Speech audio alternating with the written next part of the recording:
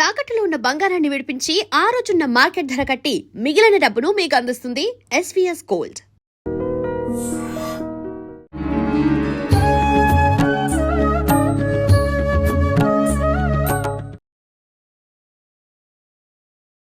నమస్కారం, welcome to I dream. ధర్మ మార్గం విత్ విజిత కార్యక్రమానికి స్వాగతం. ప్రస్తుతం మనతో పాటు ఉన్నారు శ్రీ జగదాంబ త్రిశక్తి పీఠాధిపతులు బ్రహ్మశ్రీ బెనారస్ గురూజీ. ఇప్పుడు గురుగారితో మాట్లాడి మరిన్ని విషయాలు తెలుసుకుందాం. నమస్కారం అండి. నమస్తే అమ్మా. గురుగారు, సాధారణంగా మనం ఎప్పుడైతే ఇంట్లోకి మొదట అడుగు పెడుతున్నామో ముందుగా మనకి ఎంట్రన్స్ లోనే మన మెయిన్ డోరు గడపే లక్ష్మీదేవి అంటూ ఉంటారు.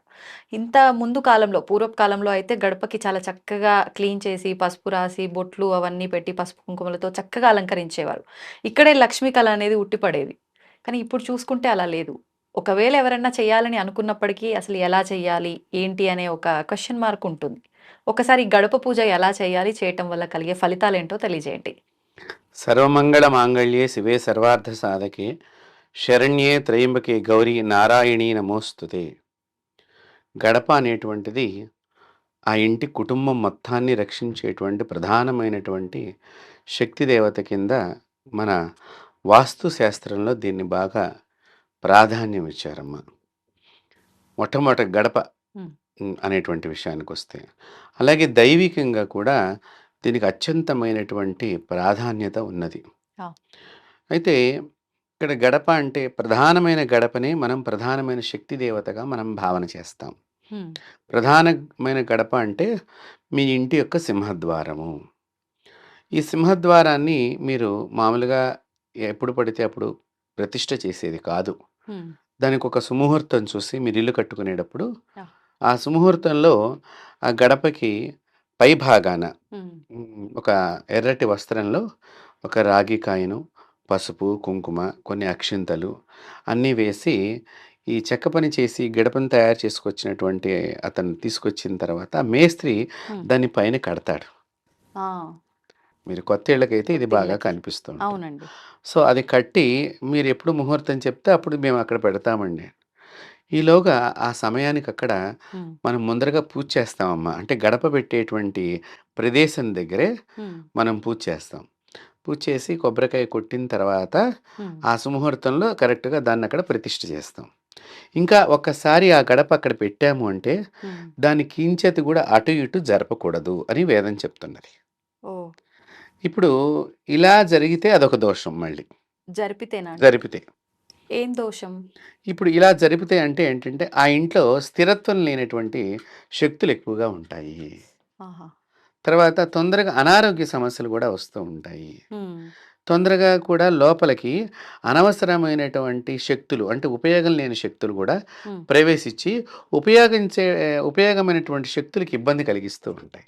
దుష్ట శక్తులు అనుకోవచ్చా? ఏదైనా అనుకోవచ్చు మనం. అంటే ఇప్పుడు చూడండి, మనం ఉపయోగం లేని శక్తి అంటే ఇప్పుడు సమాజంలో మనం చాలా మందిని చూస్తూ ఉంటాము. కానీ వాడు అప్పటికి ఎప్పటికో ఉపయోగపడతాడు. కానీ ఊరికినే వచ్చి మన పక్కన కూర్చొని మనం మామూలుగా మీరందరూ మాట్లాడే భాషలో బాతాకాని కొడుతున్నాడు అని అంటారు. టైం పాస్ అని అంటాం. సో ఇప్పుడు అలాంటి దానివల్ల మనకి సమయం వృధా అవుతుంది, పని ఆగిపోతుంది. ఇలాంటి శక్తులు అక్కడ ఎక్కువగా జమ అవుతూ ఉంటాయి. మీకు అర్థమవటానికి ఈ విధంగా చెప్తాను. సో ఉపయోగం లేని శక్తులు ఇవన్నీ కూడా ఆ ఇంట్లోపలికి ప్రవేశించడానికి అవకాశం ఉంటుంది. కాబట్టి ఎప్పుడైతే సుముహూర్తము, అంటే మంచి, ముహూర్తము అంటే కొన్ని దోషాలు దూరంగా ఉండి కొన్ని మంచి గ్రహాలు దగ్గరగా సంభవించినటువంటి సమయాన్ని సుముహూర్తం కింద అంటాము. ఆ సుముహూర్త సమయంలో ఒక్కసారి ఆ గడపను అక్కడ ప్రతిష్ఠ చేసాము అంటే ఇది కదలకుండా మనం పట్టుకోవాలి. దాని తర్వాత దాని పక్కన గోడ కూడా ఎమ్మటే కట్టేస్తారు. ఇటు అటు జరగకుండా ఇంకా కట్టేస్తారు. ముందుగానే దాన్ని అంతటిని కూడా ఎక్కడి నుంచి ఎక్కడికి గడప పెట్టాలి, ఎక్కడి నుంచి ఎక్కడికి గోడ కట్టాలి అంతా కూడా ముందరగానే మనం ఈ గడప పెట్టిన తర్వాత చేయకూడదు. ఈ పనులన్నీ గడప పెట్టక్రితం అవన్నీ చూసుకుని నిర్దిష్టమైన ప్రదేశంలో ఈ గడపను మనం ప్రతిష్ఠ చేయాలి. ఈ చేసేటప్పుడు ఈ గడపకి మనం చక్కగా పసుపు రాసి అవన్నీ చేస్తాము, ప్రతిష్ఠ చేస్తాం, అయిపోతుంది. అయితే ఇప్పుడు ఇక్కడేమిటి, ఈ గడపని పెట్టడం వరకే. ఇప్పుడు ఈ గడపకి శక్తిని ప్రసాదించటమే గడప పూజ. ఓకే ఓకే ఏ పూజ చేస్తే మరి ఆ శక్తి ఈ వస్తుందంటారు? మనము తెలుగులో గడప అంటాము. అవును. సంస్కృతంలో ద్వారము. హుహుహు. దీన్ని ద్వార దేవత అంటాం. ఆహా! ఈ ద్వారస్త్రీ అయి నమః అని అమ్మవారి యొక్క నామంతో హ్మ్. దీన్ని మనం పూజిస్తాం ఇక్కడ. అంటే లక్ష్మీదేవి రూపమా? లక్ష్మీదేవి రూపం అని కాదు ఇక్కడ. ఆ! లక్ష్మీ శక్తుల్లో ఒక శక్తి అక్కడ ఒక శక్తి. ఉంటుంది. ఆహా! సో, ఆ శక్తి అనేటువంటిది అనేక రకాలుగా హ్మ్. మనల్ని రక్షించడానికి అక్కడ కూర్చునుంటుంది. హ్మ్. ఒక్కొక్కరు ఒక్కొక్క రకమైనటువంటి దేవతను గూడా అక్కడ ఆవాహనం చేసుకుంటారు. వారి అంటే కొంత మంత్రోపాసన కలిగినటువంటి వాళ్ళుంటారు కదమ్మా! అవునండి. వాళ్ళు దానిలో ఆ దేవతతో పాటు ఈ దేవతను గూడా ఇద్దరిని గూడా అక్కడ ప్రతిష్ఠ చేయించి హ్మ్. చక్కగా పూజ చేసుకుంటూ ఉంటారు కొంతమంది. ఇది హుహుహు. చాలా తక్కువ మంది జరిగేటువంటి విషయము. హ్మ్. చాలామంది ఏంటంటే ఇది గృహప్రవేశం దగ్గర కనిపించేటువంటి సమాచారం ఆ! నేను చెప్పేది. ఇప్పుడు వరకు మీరు ఆ! చెప్పింది. సో, ఇప్పుడు గృహప్రవేశం దగ్గరే ఈ ద్వార పూజ అనేటువంటిది ప్రారంభమవుతుంది. తొలిగా పూజ. తొలి పూజ. సో, ఆ గృహప్రవేశం దగ్గర చాలామంది ఏం చేస్తున్నారు ఇప్పుడు, ఈ గడపకి ఏదో ఇట్లా కొబ్బరికాయో, నిమ్మకాయో దిష్టి తీసేసి, గుమ్మడికాయ కొట్టేసి హ్మ్. లోపలికి వెళ్ళిపోతున్నారు. ఇది తప్పు. హ్మ్. ద్వార దేవతకి శక్తిని నింపాలి ముందర. ఆహాహా! ఈ ద్వార దేవత మీద అంటే గడప మీదనే ఒక తమలపాకు పెట్టి, హ్మ్. గణపతిని పెట్టి దాన్ని ఆరాధన చెయ్యాలి. హుహుహు. గణపతి పూజ అక్కడ అయిపోయిన తర్వాత మళ్ళీ ఇంకో తమలపాకు మీద హ్మ్. మీరు పసుపు కొమ్మును పెట్టి ద్వారదేవత కింద భావన చేసి పసుపు కొమ్ము కానీ హ్మ్. వక్క కానీ వక్క పెడితే ఒక దేవతని, హ్మ్. పసుపు కొమ్ముని పెడితే కూడా ఇంకొక దేవతని ఆరాధన చేసేటువంటి పద్ధతులు ఉన్నాయి కొన్ని చోట్ల. ఏది చేస్తే శ్రేష్టమంటారు? రెండిట్లోనూ ఏదైనా కూడా ఉత్కృష్టమైనటువంటిది, ఓకే. ఉన్నతమైనటువంటిది. హ్మ్. అయితే మీరు ఇది ఎట్లా అండి మీరు ఇట్లా చెప్తున్నారు కదా అని మీరు అనుకోవచ్చు. హ్మ్. ప్రధానమైనటువంటి పాత దేవాలయాల్లో మీరు చూడండి. హ్మ్. ద్వారము దగ్గర మీరు లోపలికి గర్భాలయానికి దగ్గరగా మీరు చేరుకునే సందర్భంలో ఆ! ఇప్పుడు మనకి తిరుపతి అనుకోండి 7 ద్వారాలుంటాయి. అవును. మిగతా వాటికి కూడా 2, 3 ద్వారాలు దేవాలయాల్లో కనిపిస్తూ ఉంటాయి. ఉంటాయి. అంటే గర్భాలయము, ముందర ముఖమండపము, అంతరాలయము హ్మ్. అనేటువంటి దగ్గర 2, 3 గడపలు మనం చూస్తూ ఉంటాము. అవునండి. ఈ గడపలకి పై భాగాన ఒక దేవత ఉంటుంది. కింద భాగాన ఒక దేవత ఉంటుంది. చాలామంది ఇది గమనించరు. ఆ! పై భాగాన 2 ఏనుగులతో అభిషేకం చేసేటువంటి లక్ష్మీదేవి కూర్చొనుంటుంది. హ్మ్. మీరు దేవాలయాల్ని పరిశీలన చేసినట్లయితే. అంటే అమ్మవారి ఆ రూపం ఉండటం గమనించాం గానీ, ఎవరు అనేది మీరు చెప్పినట్టుగా గమనించలేదు. కాబట్టి ఇక్కడ ఆ విధంగా దేవత ఉంటుంది. హ్మ్. కిందకొచ్చేసరికమ్మా శక్తి దేవతలు చాలా ఉంటారు. ఆహా! ఆ శక్తి దేవతల్లో తీవ్ర దేవతల్ని హ్మ్. మీరు కొన్ని దేవాలయాల్లో చూడవచ్చు. ఎందుకు ఇక్కడ అంటే హ్మ్. లోపలికి మీరు బాగా గమనించండి. రామాయణంలో కూడా ఒక విషయం ఉన్నది. ఆ! రావణాసురుడు రాజ్యం లోపలికి ప్రవేశించాలి అంటే హ్మ్. లంకిణి యొక్క పర్మిషన్ పర్మిషన్. తీసుకోవాలి. మీరు బాగా గుర్తుపెట్టుకోండి. అవును. అంటే ఏమిటి?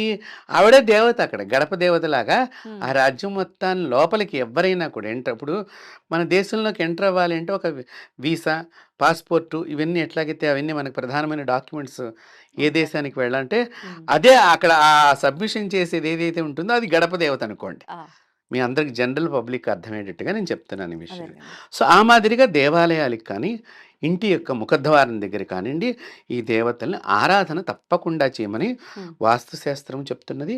వేదాలు కూడా చెప్తున్నాయి. హ్మ్. దీని ద్వారా తీవ్ర దేవతలు కింద భాగంలో ఉంటారు. ఆహా! ఇది మీరు ముఖ్యంగా చూస్తే గనక మనం భువనేశ్వర్ దగ్గర అంటే ఒరిస్సా దగ్గర ఉండేటువంటి శ్రీకృష్ణుడి యొక్క మందిరం ఏదైతే ఉన్నదో హ్మ్. అంటే జగన్నాథుడు అని అంటాం. అది స్వామివారి శ్రీకృష్ణ పరమాత్ముడిదే కాబట్టి, హ్మ్. ఆ జగన్నాథుడిని అమ్మవారు కాపాడుతూ ఉంటుంది. ఆ అమ్మవారు చాలా తీవ్రమైనటువంటి దేవత. అక్కడ ఆయన ద్వారం దగ్గర కూర్చొని కాపాడుతూ ఉంటుంది. ఆహాహాహా! కాళీ స్వరూపానికి సంబంధించినటువంటి దేవత. హ్మ్. కాబట్టి ఆవిడ కింద గడప భాగంలో మీరెప్పుడన్నా వెళ్ళినప్పుడు ఆ దేవాలయాన్ని అదే అని చెప్తూ ఉంటాను హ్మ్. చాలామందికి. మనమేదో దేవాలయానికి ఒక లైన్‌లో వెళ్ళటం, వెళ్ళేటప్పుడు నువ్వు చెప్పులెక్కడ ఇడిచావు, నేను చెప్పులు ఎక్కడ ఇడిచాను ఇదే భావనలో జరుగుతూ ఉంటుంది అవును. తప్ప, మనం చక్కగా దేవాలయానికి వెడుతున్నప్పుడు చుట్టూ ఏ దేవతల యొక్క సమూహం ఈ దేవాలయంలో నిలబడి ఉన్నది, హ్మ్. ఏ శక్తి ఇక్కడ ఉన్నది అనేటువంటిది చాలామంది చూడరు, పరికించరు. అవును. వెళ్ళొచ్చేసామనేటువంటి ఒక ఇదిగానే ఉంటారనమాట. హ్మ్. సో, ఇక్కడ కాళికాదేవి సంబంధించినటువంటి శక్తి ఇక్కడ చాలా తీవ్రమైన శక్తి దాగి ఉంటుంది. సో, ఆ దేవత హ్మ్. లోపల ఉండేటువంటి పరమాత్ముడిని రక్షిస్తూ ఈవిడ దుష్ట శక్తులను లోపలికి రానివ్వకుండా ఓహోహో! కింద దేవతలన్నీ కింద కూడా దేవతలు. దుష్ట దేవతలు లోపలికి రాకనివ్వకుండా హ్మ్. పైనుండేటువంటి ఏనుగులతో అభిషేకం చేసుకున్నటువంటి మహాలక్ష్మి లోపల ఉండేటువంటి యజమానికి కానీ పరమాత్ముడికి కానీ అంత గజాంత ఐశ్వర్యం కలగాలి అనేటువంటి ఇక్కడ ఇద్దరు దేవతల్లో 2 రకాలైనటువంటి కోణాలు ఉన్నాయి. అంటే ఇప్పుడు ఇది ఒక గృహప్రవేశంలోనే కాదు, దేవాలయాల్లోనే కాదు, నిత్యము మన ఇంటి దగ్గర కూడా ఇది కూడా ఇది వర్తిస్తుంది. వర్తిస్తుంది. ఓహ్! కాబట్టి ఇది మొట్టమొదటిగా మనం ఆ ఇంటి లోపలికి ప్రవేశిస్తాం కాబట్టి హ్మ్. అప్పుడు ఈ ప్రధానంగా ఈ పూజ చేస్తున్నారు కొంతమంది తెలిసిన వాళ్ళు. ఆ! తెలియని వాళ్ళు ఏదో మామూలుగా గుమ్మడికాయ కొట్టేసి వెళ్ళిపోతున్నారు అక్కడ. అవును. కానీ ద్వారదేవతకి పూజ చేయాలి. హుహు. విధిగా తప్పనిసరిగా ముహూర్తానికంటే ముందరగా ఒక అర్ధగంట ముందర నుంచి ఒక అర్ధగంట సేపు జరిగే పూజాక్రమము ఆహా! ఈ ద్వారదేవతకి పూజ చేసిన తర్వాత. ఇదే మనకి తెలంగాణ ప్రాంతంలో మనం గమనించినట్లయితే గనక ఆ ఇంటి ఆడపడుచు రావాలి, గడప కడగాలి, ముందర రోజునే గడప కడిగించటము అవును. అన్నీ చాలా విధి విధానంగా చేయిస్తారు. అంటే ఏంటంటే ఆడపడుచు ఎప్పుడూ కూడా హ్మ్. పుట్టిల్లు బాగుండాలని కోరుకుంటుంది ఆడపిల్ల ఎప్పుడు కూడా. అవునండి. మీరు ఎంత మెట్టినింటికి వెళ్ళినా మెట్టింట్లో అత్తగారు మిమ్మల్ని ఎంత బాగా చూసినా మా అన్నయ్య మా తమ్ముడిల్లు మళ్ళీ మా నాన్నగారి ఇల్లు అనగానే ఒక రకమైనటువంటి లోపల అవును. నరాల నుంచి ఆ ఆనందం ఉత్సాహం మనకు పొంగుతూ పొంగుకొస్తుంది. ఉంటుంది. అంతే. కాబట్టి ఈ తెలంగాణ ప్రాంతంలో మనం ఇది గమనిస్తూ ఉంటాం. హ్మ్. మా ఆడపడుచు వచ్చి గడప కడగాలండి అని అవును. అంటూ ఉంటాం అనేది. ఇక్కడ ఆ ఆడపడుచు చేతనే ఇదంతా కార్యక్రమం చేసి అయితే ఇది ఆంధ్ర ప్రాంతంలో హ్మ్. ఆ ఇంటి యజమానురాలే చేస్తూ ఉంటుంది ఈ కార్యక్రమాన్నంతటిని ఓహో! కూడా. ప్రాంతీయ భేదాల్లో ఎవరు చేసినా చేయడం అయితే పక్కా. చేయవలసింది. హ్మ్. ఈ దేవతని ఆరాధించడం మూలకంగా ముఖ్యంగానమ్మా హ్మ్. లోపలికి దుష్ట శక్తులను రానివ్వకుండా యజమాని యొక్క ఆయువు తగ్గకుండా ఆహా! యజమానిగా మృత్యుగండాలు లేకుండా చేయటమే ఈ గడప పూజలో ఉండేటువంటి ప్రధానమైనటువంటి ఆరాధన. ఓహ్! చూడండి ఎక్కడి నుంచి ఎక్కడికుందో అర్థం. కాబట్టి హ్మ్. యజమాని ఇప్పుడు రక్షణగా ఎందుకంటే ఒక శత్రువు రావచ్చు. ఇప్పుడు యజమాని సరిగ్గా పని చేయకపోయాడు అనుకోండి, హ్మ్. శత్రువు ఎక్కడి నుంచైనా ప్రయాణం చేసి ఇంటి మీద గొడవకు రావచ్చు. అంతే. అలా రానివ్వకుండాను, ఇంటి లోపలికి మృత్యుదేవత రానివ్వకుండాను, హ్మ్. ఈ గడప వాళ్ళని రక్షించుతూ ఉంటుంది. అందుకని ద్వారం మీద నిలబడి ఆ! పేలు చూసుకోకూడదు ఆడవాళ్ళు. చాలామంది ఇది చాలా చేస్తూ మంది ఉంటారు. చేస్తూ ఉంటారు. అలాగే ద్వారం మీద కాలు పెట్టి మాట్లాడకూడదు. హ్మ్. కొంతమంది ఇట్లా నిలబడి ఒక ప్రౌడ్‌నెస్ లాగా స్టిల్ గూడా మీరు గమనిస్తే గనక స్త్రీలకి అది ప్రౌడ్‌నెస్ లాగా ఏంట్రా అన్నట్టుగా హ్మ్. మాటలు మాట్లాడేప్పుడు, అప్పుడు ఈ దేవత చాలా బాధపడుతూ ఉంటుంది. హ్మ్. ఆ ఇంటి ఇల్లాలే ద్వారాన్ని గౌరవించినప్పుడు బయట ఉండేటువంటి వాళ్ళు ఈ ద్వారం యందు గౌరవ భావన ఉండదు. హ్మ్. అప్పుడు దుష్ట శక్తి లోపలికి ప్రవేశిస్తుంది. కాబట్టి ఈ ద్వారాన్ని పూజించే దానిలో ముఖ్యంగా ద్వారాన్ని చక్కని శుభ్రమైనటువంటి నదీ జలాలతో కానీ, లేతే వాపీకూప తటాకాది అని చెప్పారు. హ్మ్. అంటే బావుల నుంచి తెచ్చినటువంటి నీళ్ళ నుంచి దాన్ని శుభ్రం చేసి, హ్మ్. పసుపు రాసి, చక్కగా పంచభూతాత్మకమైనటువంటి శరీరం కాబట్టి, హ్మ్. ఈ గృహం లోపల గూడా పంచభూతాత్మకమైనటువంటి శక్తులు ఎల్లప్పుడూ కాపాడుతూ ఉండాలి కాబట్టి 5 బొట్లు పెట్టాలమ్మా దీనికి. గడపకి. గడపకి. ఆహా! ఇట్లా చూస్తే 3, ఇలా చూస్తే 3. ఆ! అంటే ప్లస్ ఆకారంగా మనం గమనించినట్లయితే ఇట్లా చూసిన 3, ఇలా చూసిన 3 ఉంటాయి. కానీ బొట్లు మాత్రం 5 ఉంటాయి 5 ఎటు చూసినా ఉంటాయి. కూడా. ఓకే. సో, ఈ 5 గూడా పంచభూతాలనమాట. మధ్యలో దాన్ని ఆధారం చేసుకొని పైన 2, పై కింద 2 అట్లా. పైనొకటి, కిందొకటి మధ్య ఆధారంగా. హ్మ్. ఇటు చూస్తే ఒకటి పక్కన ఒకటి, ఈ పక్కన ఒకటి. ఓహో! అలా 5. 5. హుహుహు. సో, అలా 5 బొట్లు పెట్టి హ్మ్. దానికి ద్వారదేవత కింద మీరు కాళికాని ఆరాధన చేయవచ్చు, దుర్గని ఆరాధన చేయవచ్చు, లక్ష్మిని ఆరాధన చేయవచ్చు. హ్మ్. విజయలక్ష్మి, వీరలక్ష్మి కూడా ఉన్నారు కాబట్టి వాళ్ళని కూడా మీరు దీనిలో ఆరాధన చేసినట్లయితే హ్మ్. ఇంటి లోపలికి చెడు శక్తుల ప్రవేశం లేకుండా ఇంటి యజమానిని రక్షిస్తుంది. హ్మ్. ఇది గడప పూజలో ప్రధానమైన గడపకి చేసేటువంటి పూజ. హ్మ్. రెండవ గడప అంటే ధనాగారం. ఆహా! పూర్వం ఇళ్లల్లో మామూలుగా ధనం ఉంచేటువంటిది ఒక గది ఉండేదమ్మా. హ్మ్. అది ఉత్తర భాగంలో ఉండేది. ఇంటి మొత్తానికి ఉత్తర భాగంలో. ఆ! ఈశాన్యంలో దేవుడి గది ఉండేది. దానికి యువతలగా ఉత్తర భాగంలో కుబేర స్థానం అంటాము. అక్కడ ధనాగారం ఉంటుంది. ఆ ధనాగారం దగ్గర కూడా ఈ గడప పూజ హ్మ్. మన వాళ్ళు తప్పకుండా చేస్తారు. హుహుహుహు. పూర్వకాలంలో రాజుల దగ్గర ఇవి బాగా జరుగుతూ ఉండేవి. ఆ! సో అంటే ఏంటి? ఆ ధనం లోపలికి వెళ్ళినా, వచ్చినా కూడా హ్మ్. అది చెడు రకమైన ధనం గనక ఉన్నట్లయితే, అది లోపలికి వెళ్ళి మనం చూడండి చాలామంది ఇది పెట్టాలా వద్దా ఇప్పుడు? అవును. లోపల పెట్టాలా వద్దా? బయట పెడదామా? అనే ఆలోచనలతో కొంత బయట పెడదాంలే తర్వాత పెట్టొచ్చులే. హ్మ్. అంటే ఏంటి?